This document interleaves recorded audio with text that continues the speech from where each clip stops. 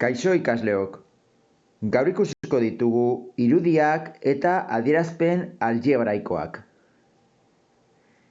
Demagun daukagula horrelako lauki zuzen bat, non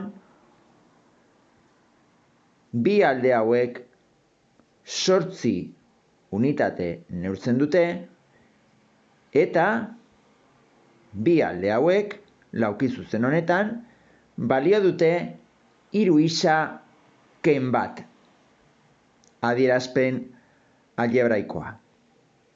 Hemengo biak izango dira alde jarraituak eta bi alde hauek alde etenak.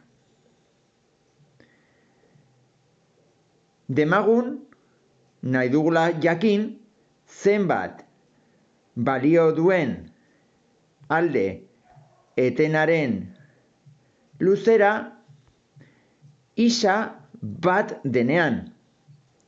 Egiten ari garena da berez zenbakizko balioa kalkulatu. Beraz, jakin nahi badugu adierazpen algebraiko honek zenbat balio duen isa badenean, ordezkatu behar dugu isaren ordez bat balioa. Beraz, hemen izango da 3 bider bat. 3 isa jartzen duenez egin behar dugu biderketa. 3 eta kasu honetan bat balioen artean. 3 bider bat 3, ken bat 2. Beraz, 2 unitate neurtuko du alde etenak. Eta horregatik alde etena izango da laburragoa jarraitua baino. Jarraitua izango da luzeagoa. Isari ematen badiogu adibidez 4 balioa, 3 bider 4 da 12, ken bat 11. Beraz, kasu honetan, alde etenak neurtzen du 11 unitate, eta beraz, esango da alde etena luzeagoa alde jarraitua baino.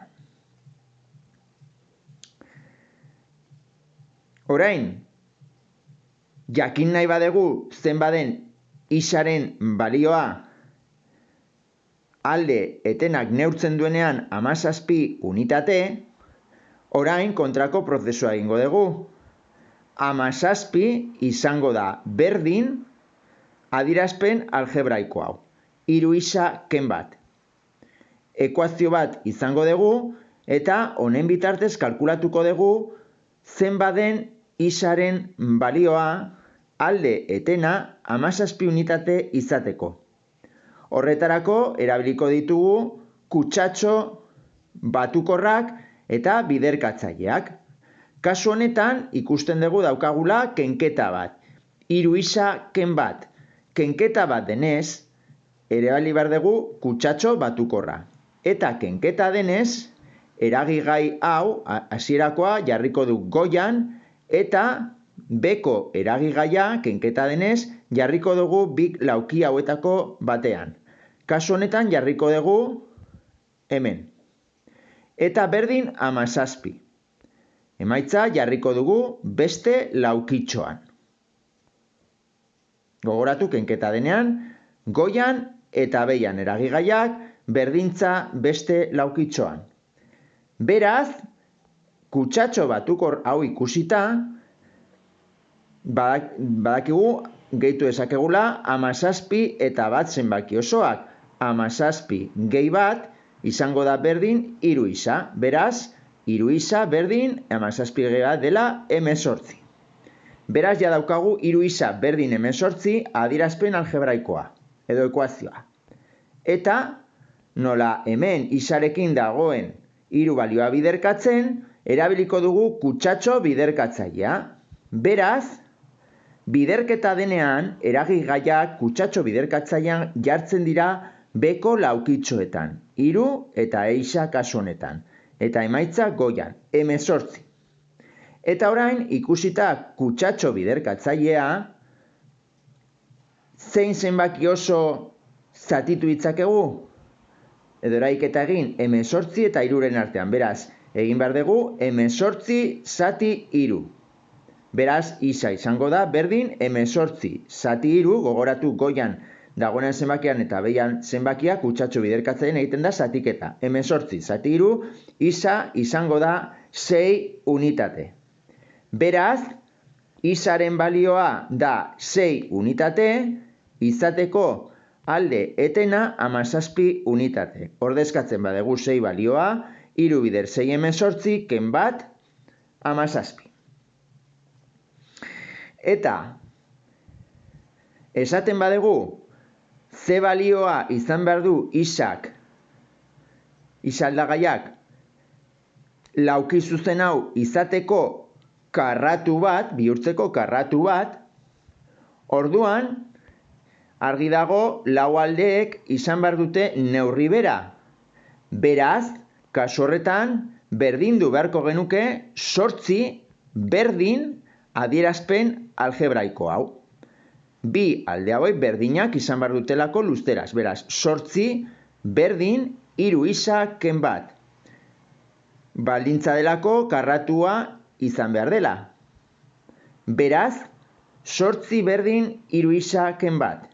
Kenketa bat daukagunez hemen, erabiliko dugu kutsatxo batukorra. Kenketa denez, lehenengo eragigaia goian jartzen da, 3 isa eta bat behian jarriko dugu. Eta emaitza jarriko dugu beste laukitxoan, 8. Beraz, hemen kutsatxo batukorrean daude bi zenbaki oso, zeraiketa egingo dugu kasu horretan batuketa behian daudelako, 8 eta bat. 8 gehi bat, 9. Beraz, 3 isa berdin 9. Orain, ekuazio honetan, adierazpen algebraiko honetan, daukagu 3 bider isa. Hori da biderketa bat, isarekin, eta orduan erabiliko dugu kutsatxo biderkatzailea. Eragigaiak jarriko ditugu behian, biderketa bat delako, 3 eta isa hemen, eta emaitza 9 goian. Orain kutsatxo biderkatzailea ikusita, bi zenbaki oso ditugu. Nun daude kokatugotak? Goian eta behian. Beraz, goian eta behian daudenean, zatiketa egin behar dugu. Isa berdin 9 zati 3, eta isaren balioa izan behar du 3 unitate, laukizuzen hau karratua izateko. Ordezkatzen badezute 3 hemen, 3 bider 3 9, ken bat 8. Beraz, alde guztiek izango dute 8 unitate. Eta beraz, karratu bat izango da. Bale, hau da irudiak eta adierazpen algebraikoi buruz jakin behar dezutena.